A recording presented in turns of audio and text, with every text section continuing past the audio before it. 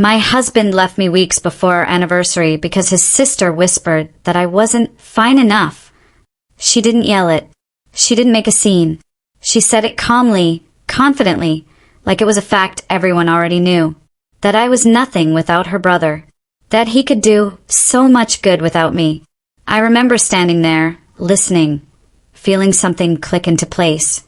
I didn't argue. I didn't beg. I just sneered, turned around, and walked out of a life I thought was solid.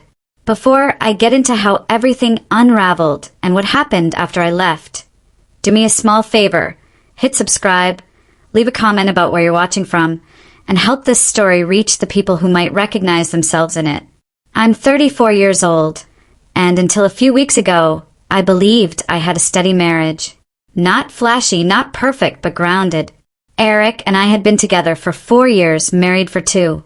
We met in 2020 through mutual friends in Brookhaven, Colorado, and from the beginning he felt safe, reliable, the kind of man who remembered little things. How I liked my coffee, which songs calmed me down when I drove at night. We moved in together after a year, got married quietly, and talked about building something slow and real. The first crack wasn't between Eric and me. It was between me and his sister, Lauren. Lauren was the kind of woman who never raised her voice, but always managed to dominate a room. She had opinions about everything. Careers, money, appearances, and she delivered them with a smile sharp enough to draw blood. From the beginning, she made it clear she didn't dislike me personally. That would have been easier.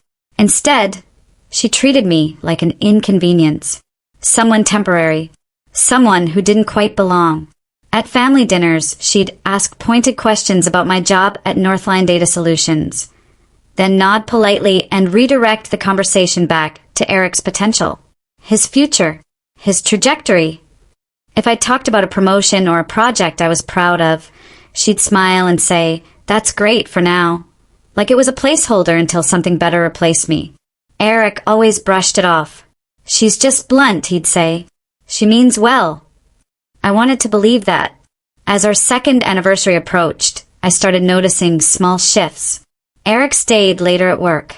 He became quieter at home, distracted. When I asked what was wrong, he'd say he was tired or stressed. I didn't push. I thought marriages had seasons. I thought patience was part of love. Then Lauren started calling him more. A lot more. I'd hear her voice through the phone when I walked into a room. Low, serious, intimate. Conversations that ended the second I appeared. Once, when I asked what she needed, Eric said, "She's just worried about me." That word again. Worried. The weekend before our anniversary, Eric told me his sister wanted to talk. Just her and me. Coffee. Casual. He said it would be good for us to clear the air. Against my better judgment, I agreed. We met at Riverbend Cafe, a place with big windows and neutral energy. Lauren arrived perfectly put together, ordered for herself without looking at the menu, and smiled at me like she already knew how the conversation would end. She didn't waste time. "You and Eric rushed into marriage," she said, stirring her coffee. "I didn't say anything before because I wanted to give you a chance. A chance. Like I was on probation." She went on, calmly listing everything she thought I lacked. The way I dressed, the way I carried myself at formal events, my background, my limited influence. She said Eric had potential to do so much good in the world and that I wasn't refined enough to stand beside him as he grew. Then she leaned forward and said the line I'll never forget, "You're nothing without my brother." I didn't cry. I didn't raise my voice. I laughed once, short and sharp, because something about the audacity snapped whatever patience I had left. "You're wrong," I said, "but thank you for making that clear." I stood up, paid for my coffee, and left. That night, Eric didn't come home until late. When he did, I told him everything. Every word. Every implication.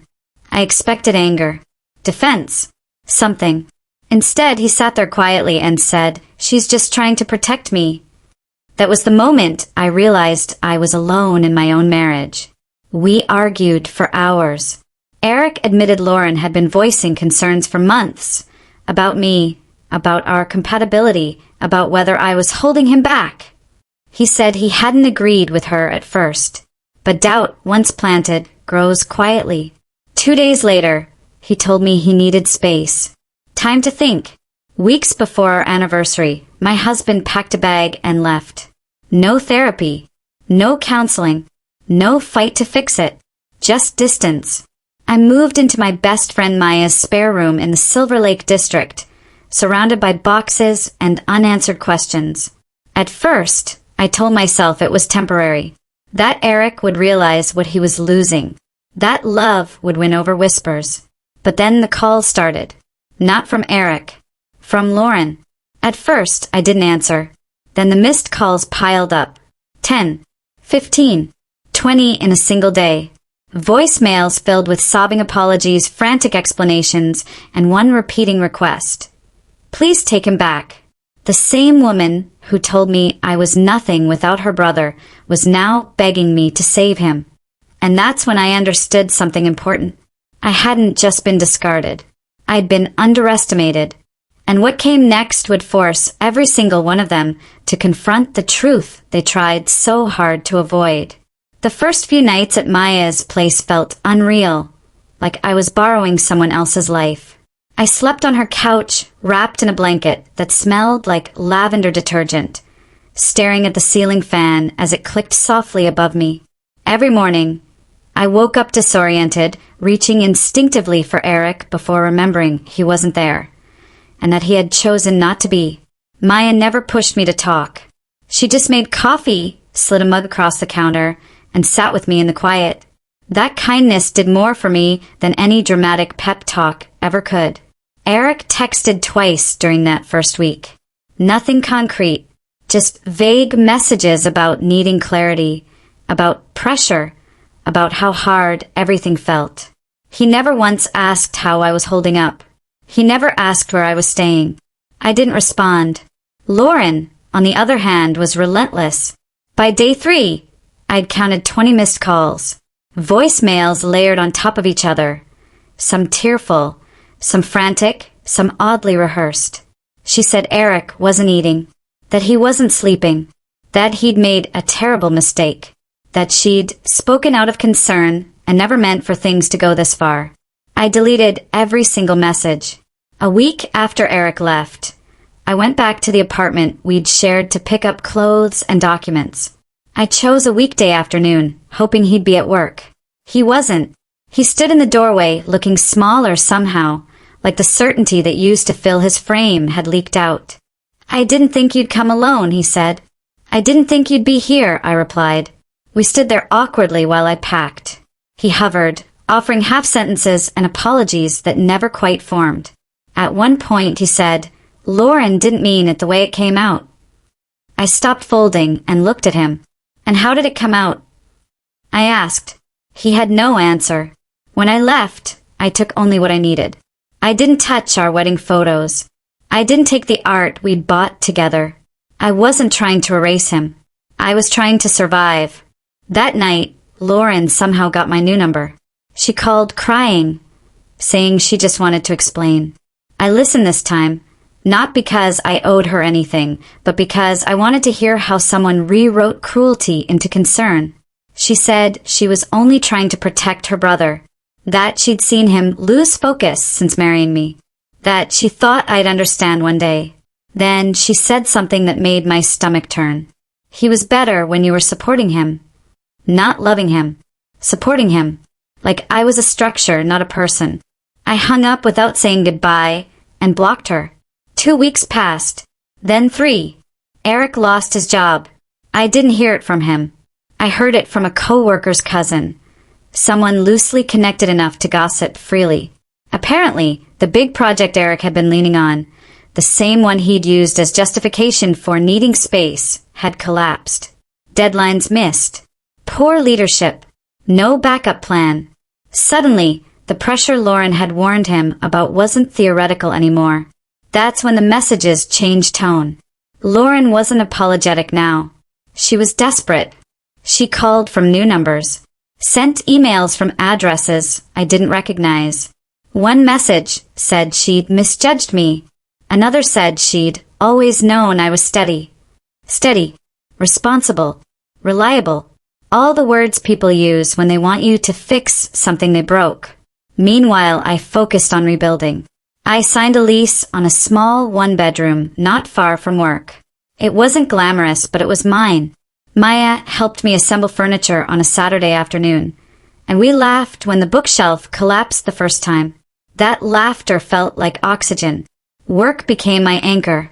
I volunteered for extra responsibility, partly to stay busy, partly because it felt good to be competent at something when everything else felt uncertain. My manager noticed. She trusted me with more oversight. For the first time in months, I felt seen without being evaluated. Around that time, I met Noah. It wasn't dramatic. No sparks flying across a crowded room. He was a friend of a friend at a casual dinner. Kind eyes, dry humor, no interest in impressing anyone.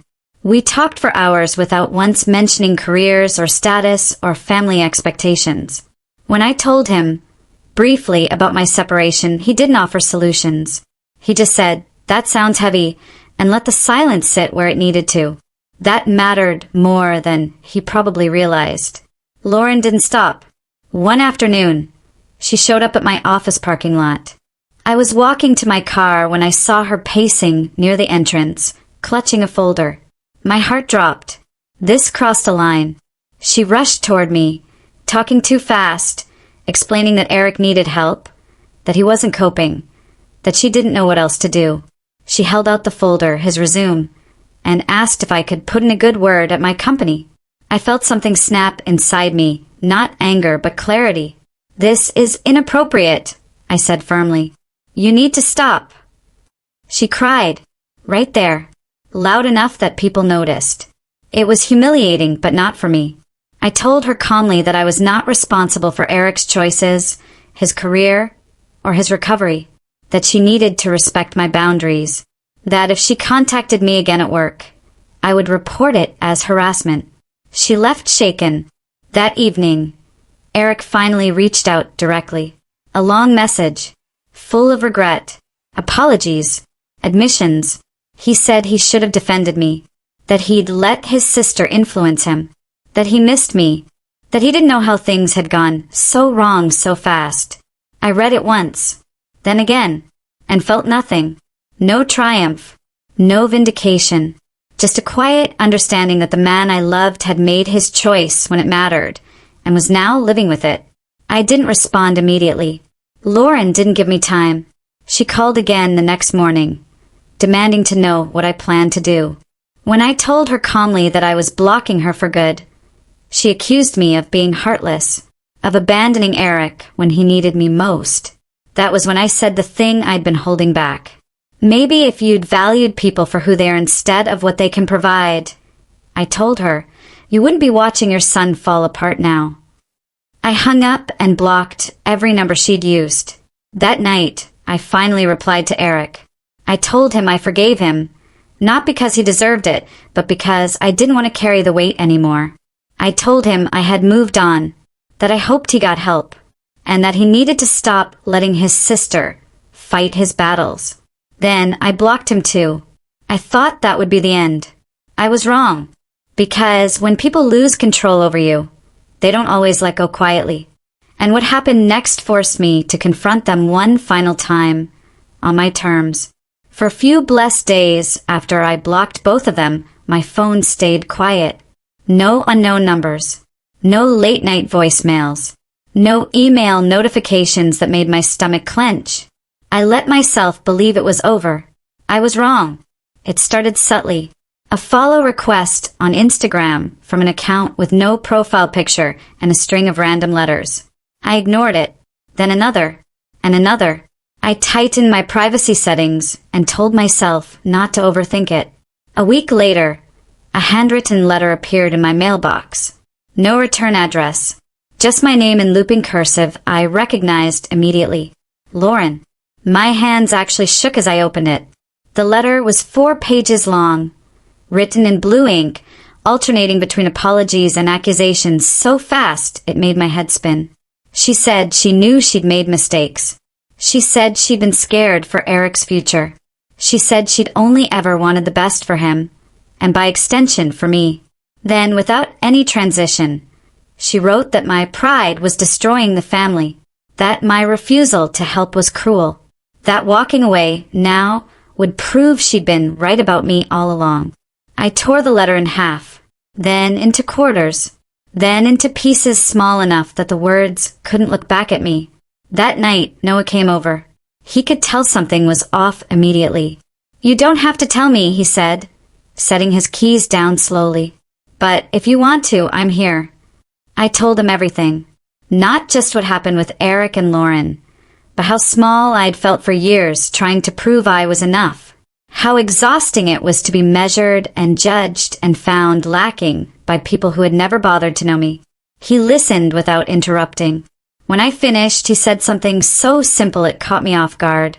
"You're not responsible for fixing people who hurt you." I didn't cry.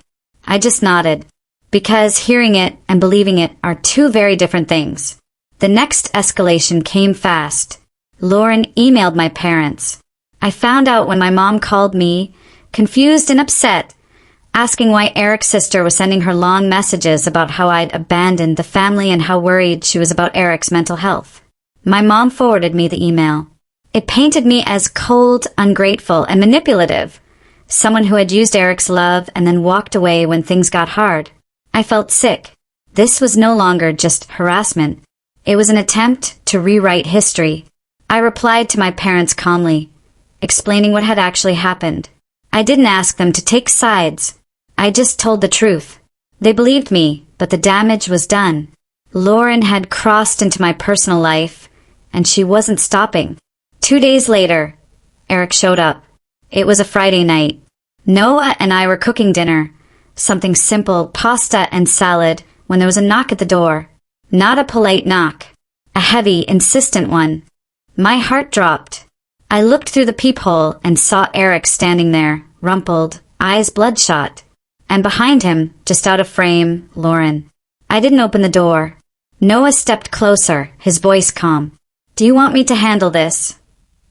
I shook my head. "I need to." I opened the door, just enough to step into the hallway, and pulled it mostly shut behind me. "What are you doing here?" I asked. Eric looked ashamed. Lauren looked frantic. "We just want to talk," she said quickly. "This doesn't have to be so hostile." "You showing up uninvited to my home is hostile," I replied evenly. Eric finally spoke. I told her this was a bad idea. She shot him a look. "I'm trying to help you." "No," he said quietly. "You're making it worse." That was the first time I'd ever heard him say that to her. He looked at me then, really looked at me, and something in his expression shifted. Not desire, not entitlement, regret. "I should have protected you," he said, "back then. And now." Lauren scoffed. "This is exactly what I mean. You're letting her turn you against your own family." I felt strangely calm. "This ends now," I said. "You're not welcome here. Either of you. If you contact me again, I will take legal action." Lauren started to cry, then got angry when that didn't work. "You think you're so above us now," she snapped. "You think you've won." I met her gaze steadily. "This was never a competition, and that's why you lost." Eric flinched. They left without another word. I locked the door, leaned against it, and finally let out the breath I'd been holding. The silence afterward was heavy, but it wasn't suffocating. It was final. Over the next few weeks, things slowly settled. I changed my email address, updated my phone number, alerted my building management, drew lines so clear they couldn't be mistaken for invitations. Nick, Eric's brother, reached out once to apologize on their behalf and to let me know he was taking Eric to support meetings.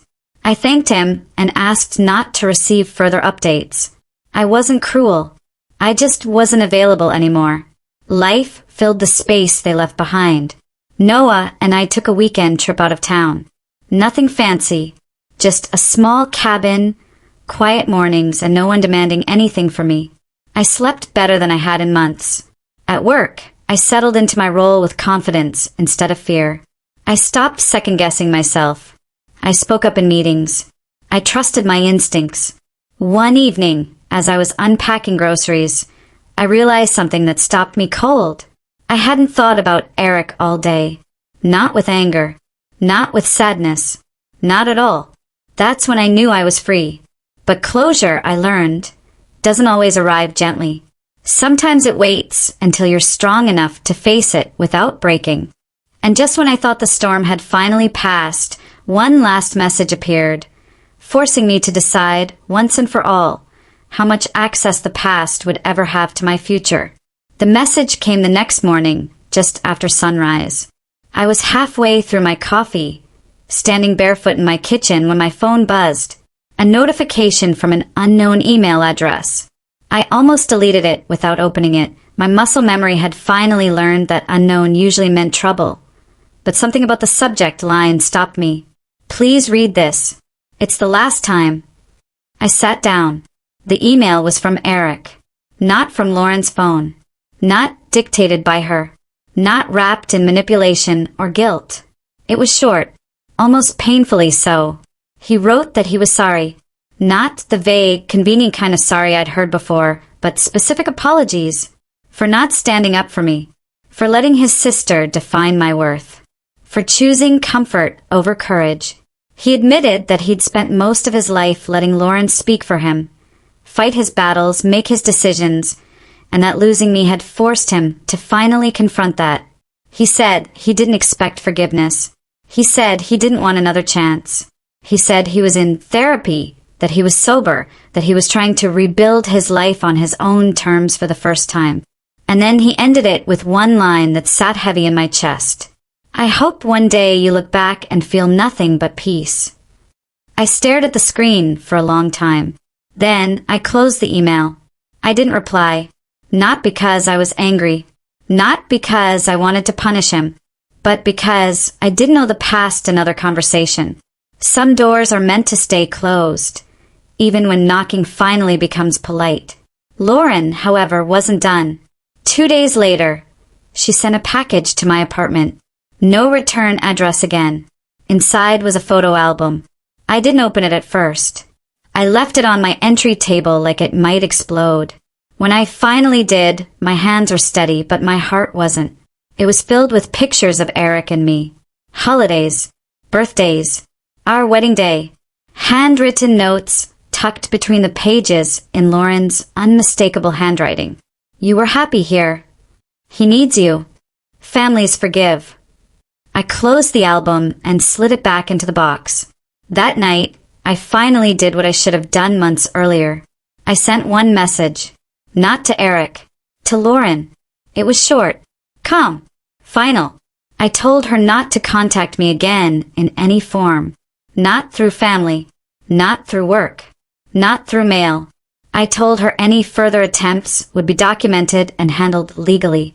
I wished her well, not out of kindness, but because I genuinely felt nothing else. Then I blocked every possible channel she could use. The silence afterward wasn't dramatic. It was complete. Weeks passed, then months. Spring rolled into summer, and my life didn't explode into some fairy tale transformation. It didn't need to. It simply stabilized. Noah and I grew closer, slowly and without pressure. He met my friends. I met his. No interrogations. No measuring glances. No whispered judgments about where I came from or whether I was fine enough to stand beside him. One night, while we were cooking dinner together, he asked me something simple. Do you ever miss him? I thought about it honestly before answering. No, I said. I miss who I thought I had, but not who he actually was. He nodded like that made perfect sense. At work, my confidence settled into something solid.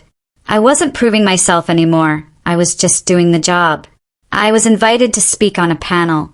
I mentored a junior analyst who reminded me of myself years ago. Eager, capable, terrified of taking up space. I made sure she never felt invisible. Then, one afternoon, Maya called me. You're not going to believe this, she said. Lauren had been telling people that I had abandoned Eric when he needed me most. that I'd chosen career ambition over family, that I was cold, calculated, selfish. I laughed, not because it was funny, but because it didn't matter. For the first time, someone else's version of me had no power. A few weeks later, I ran into Eric by accident at a bookstore. No Lauren, no tension, just two people who used to know each other. We exchanged polite nods. Nothing more. As I walked away, I felt something surprising. Not relief, not anger, not sadness. Closure. Not the dramatic kind you see in movies. The quiet kind that settles in your chest and stays there. That night, I unpacked the last box I'd never opened since moving into my apartment. Inside was the wedding album I'd shoved away months ago. I flipped through it once. Then I closed it and donated it the next day. Because that chapter of my life didn't deserve to sit on my shelf forever. It deserved to be acknowledged, learned from, and released. Sometimes people think revenge is loud, that it looks like shouting or exposing or watching someone else fall apart. But the real revenge is moving on so completely that they no longer recognize the version of you who once begged to be chosen. I wasn't nothing without my husband. I was just waiting to remember who I was without the noise. And once I did, I never looked back. If this story meant something to you, take a moment to subscribe and share your thoughts in the comments. Your support helps stories like this reach people who might need to hear them right now.